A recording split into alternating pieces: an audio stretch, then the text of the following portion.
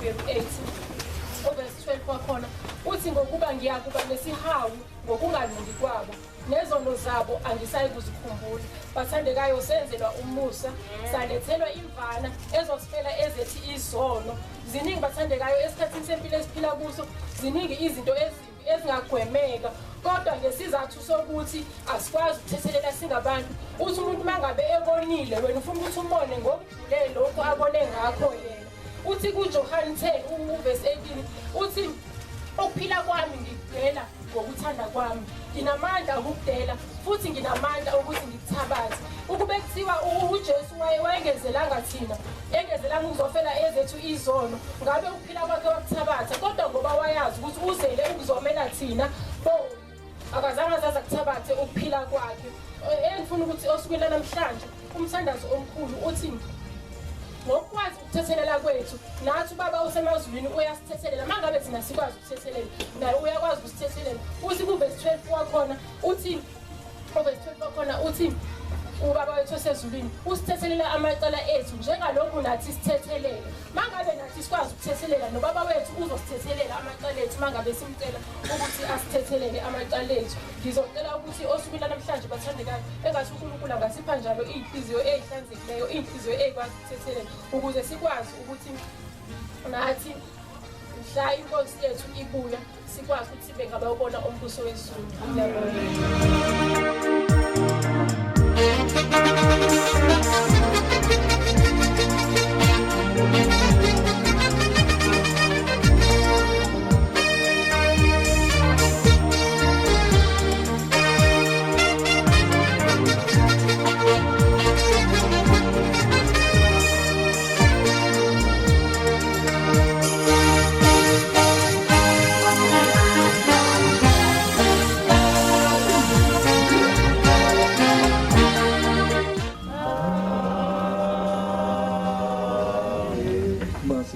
Makhanda uNkulunkulu yise onamandla, lali izwi lakho esithe salithola namhlanje. Kwangako semakhosi lingangena phakathi kwenhliziyo zabazalwane bakho, lakhele lithole indawo, kube yilona loyo ozothi nayiphuma phakathi lendawo athole ukusindiswa, azalwe kabusha, ayeke ukuhamba ezindleleni ezimbi zakhe, enze ukulunga ngaphambi kwenkosi yethu Jesu Kristu, kuze kube phakade. Amen. Masihlale phansi. Angazi abafundisi basuke nje baphuma bagijima bahamba bathi bayabuya. Angibingelele bazalwane. Ngibingelela ubaba uMphephethe. Ohlezi esivakashela inkonzo yini. Ngiyabonga umshumayeli Vilakazi Binda Mphephethe. Ngabe ngiyaqhubeka manje khona lesithakazelo esithi masusibiza angazi ukuthi umhlohlo wenze njani, kodwa ke angabe ngisasho ngoba phela mina ngumuntu obazisayo abantu, futhi ngiyabathanda abantu ngoba inhlonipho yona into engikhuliswe ngayo ukuthi noma ukhuluma uthini, ukhulume kanjani nabantu. Ngiyabonga kodwa Mphephethe. Nabafundisi noma besaphumile nabo ngizobabonga ukufika kwabo ngesikhathi sabo ubaba uVilazi, ubaba uNtshengila kanye nobaba uKhabazela. Ngiphinde ngibonge kumshumayeli wami umama Thwala. Ngiphinde ngibonge ubaba umfundisi uNdlondlo. Ngibingelele nakumshazi lapha nokhansela ozivakashele namhlanje. Ngibingelele nabafowethu, ngiyambona uShabalala naye nahamba naye. Ngiyabonga abafowethu Mshengu ukuthi nizosisekela. Mfowethu Thulane lapha emuva ngiyabona. Ngibonge nabanye engeke ngibasho ngamagama abakhona bazivakashele phakathi kwale ndawo. Sisesikhathini esinzima kakhulu. Iminyaka lesi siphila kuyona isafana nakuqala. Ngithi mina,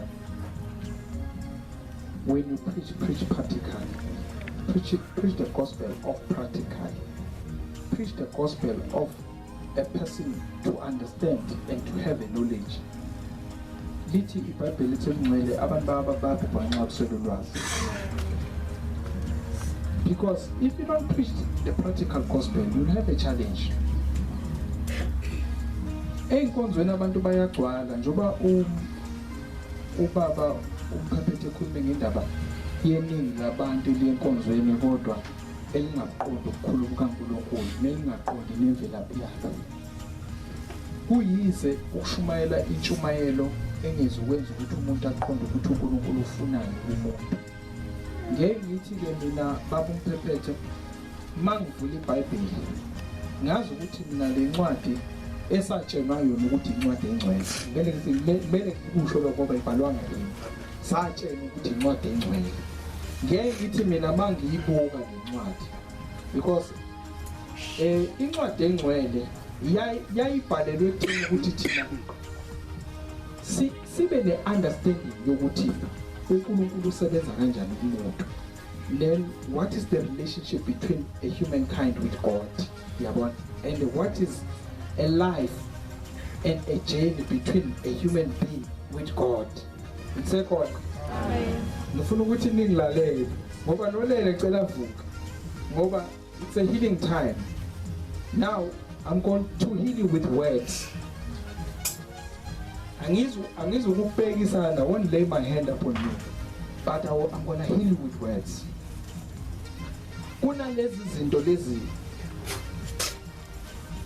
engizokhuluma ngazo. So 4. The purpose, the prophecy, the vision, the sacrifice. Because if uyikholwa, if ungenayo ipurpose, ukholo lwakho ufana ukholo lungekho.